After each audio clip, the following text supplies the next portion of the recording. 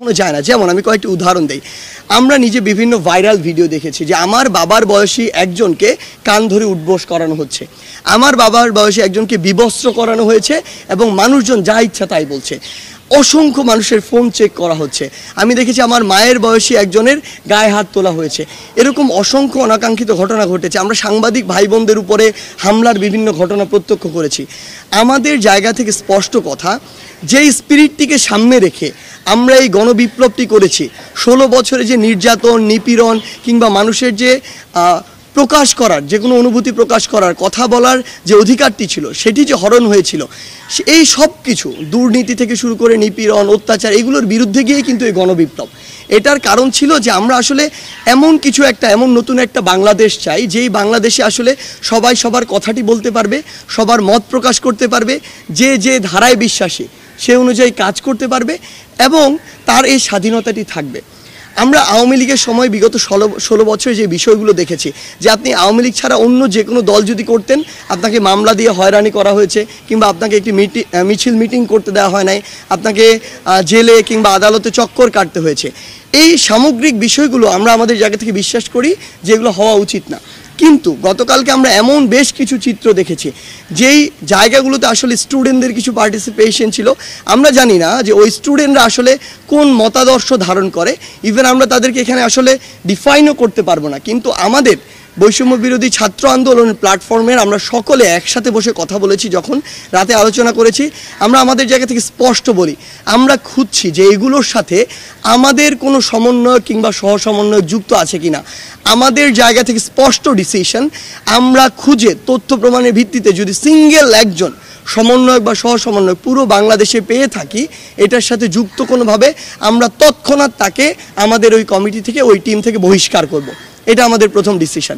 দ্বিতীয় ডিসিশন ওই জায়গাটিতে আমাদের, যে এরকম কাউকে যদি আমরা পাই যেই ঘটনাগুলো অতিরঞ্জিত হয়েছে, আসলে ওই ঘটনার সাথে সম্পৃক্ত, এবং ভবিষ্যতে যদি এমন অতিরঞ্জিত কোনো ঘটনা হয়, তাহলে এই রিলেটেড সকলকে আইনের মাধ্যমে, কারণ তারা মানবাধিকার লঙ্ঘন করেছে, তারা যে কাজটি করেছে, মানে একজন মানুষকে বিবস্ত্র করা থেকে শুরু করে গায়ে হাত তোলা, এগুলো কোনোদিন আইনসঙ্গত নয়। সেই জায়গা থেকে তাদের আইনগত ব্যবস্থা নেওয়ার জন্য যা করা প্রয়োজন, একটি প্রেশার গ্রুপ হিসেবে বৈষম্য বিরোধী ছাত্র আন্দোলন সেই কাজটি করবে। এবং আমাদের যেমন 2 জন ছাত্র প্রতিনিধি আসলে অন্তর্বর্তীকালীন সরকারে রয়েছে, সেই জায়গাতেও তাদের মাধ্যমে যেভাবে বিচার নিশ্চিত করা যায় আমরা সেই কাজটি করব। আরেকটি আমাদের অবস্থান আমরা স্পষ্ট করি, আমরা আমাদের জায়গা থেকে এটি বিশ্বাস করি, বাংলাদেশে বিভিন্ন ধরনের রাজনৈতিক আদর্শের দল থাকতে পারে।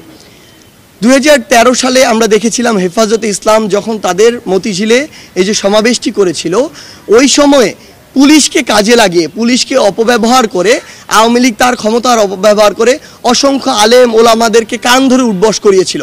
সেই সচিত্র ছবি এবং ভিডিও এখনও আমাদের কাছে আছে। আওয়ামী লীগ যা করেছিল তার ফল আওয়ামী লীগ এখন ভোগ করছে, ভবিষ্যতে ভোগ করবে। কিন্তু সেম কাজটি আওয়ামী লীগ যাওয়ার পরে আরেকজনের যদি ওই নির্যাতকের ভূমিকা অবতীর্ণ হয়, সেটি আমরা কখনো মেনে নিব না। সেটির জন্য আমরা কখনো এই যে গণঅভ্যুত্থানটি হয়েছে সেটি কখনো করিনি। আমাদের জায়গা থেকে স্পষ্ট বার্তা, ওই 15ই আগস্টে, ওই ধানমন্ডি 32-এ কেউ যদি আসলে তার শক্তি পালন করতে চায়, একটি ফুল দিতে যেতে চায়, আমরা তাকে আমাদের জায়গা থেকে বাধা দিতে পারি না। এটি তার ব্যক্তিগত জায়গা। সবচেয়ে বড় কথা হচ্ছে, এই স্বাধীন বাংলাদেশে যখন যে ক্ষমতা এসেছে, তখন শুধুমাত্র তার যে সুপ্রিম যে মানুষটি ছিল তাকে শ্রদ্ধা জানানো হয়েছে, বাকিদেরকে শ্রদ্ধা জানানো তো দূরের কথা, বরং ছোট করা হয়েছে।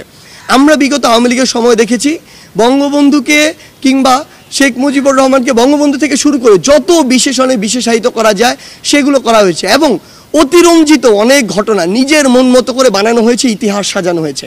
অপরদিকে আমরা যদি দেখি, শেরে বাংলাকে ফজলুল হক, মাওলানা আব্দুল হামিদ খান ভাসানী, হোসেন শহীদ সরওয়ার্দী, জিয়াউর রহমান থেকে শুরু করে তাজউদ্দিন আহমেদ পর্যন্ত, এই মানুষগুলো যতটুকু ন্যূনতম সম্মান প্রাপ্য কিংবা ইতিহাসের যে জায়গাটুকু তারা ধারণ করে, সেটুকুও তাদেরকে দেয়া হয়নি।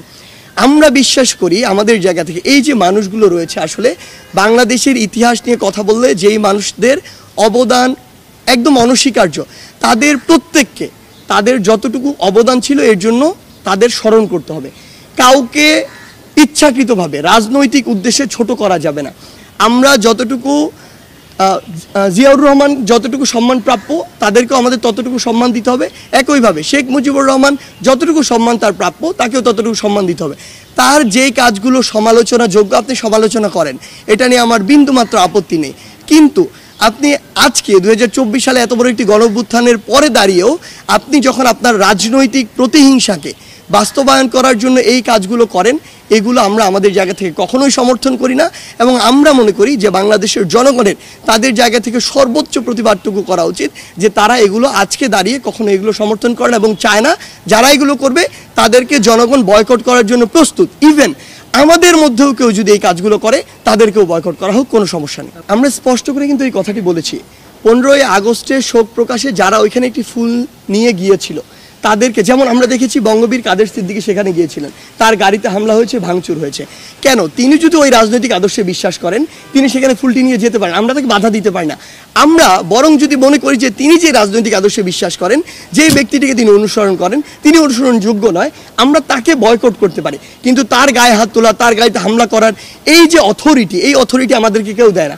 আমি এটি স্পষ্ট করি, অথরিটির বিষয়টি যেহেতু এখানে এসেছে, বৈষম্য বিরোধী ছাত্র আন্দোলনের নাম ভাঙিয়ে আপনারা এই পর্যন্ত একজনও বলতে পারবেন না যে আমরা যারা সমন্বয়ক বা সহসমন্বয়করা আমাদের এই জায়গা থেকে, কেন্দ্রীয় জায়গা থেকে অসংখ্যবার আপনাদের সাথে কথা বলেছি, পুরো বাংলাদেশের বিভিন্ন জায়গায় আমরা ডিল করেছি, আমরা কোথাও এই অথরিটি খাটাতে যাইনি। আমরা আমাদের জায়গা থেকে যদি কোথাও কথা বলেছি, আমরা বলেছি যেটি ন্যায্য, যেটি ন্যায়সঙ্গত সেটি যেন বাস্তবায়ন হয়।